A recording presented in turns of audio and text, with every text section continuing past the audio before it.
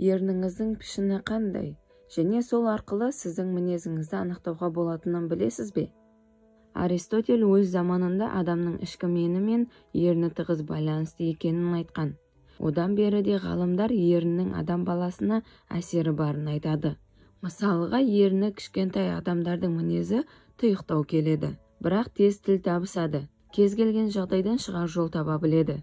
Өмірге шынайы көзқараспен қарайды. Тосын сыйларды жақтырмайды, жоспар құрып жүреді. Ал астыңғы ерні, жоғарғы еріннен үлкен жандар эмоцияның адамы. Олар бір ортада отыра алмайды, үнемі ізденісте жүреді. Оларға өмірлік жарын табу қиын емес. Олармен әңгімелескен қызықты.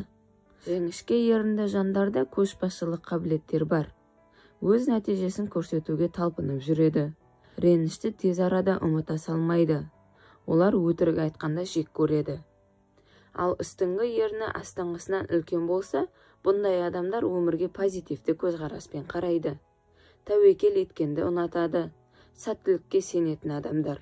Ақшаны да үнемдеп ұстайды. Жатып алып ақша табудың жолын ойластыра алады. Үлкен ерінді адамдар мейірімді жандар.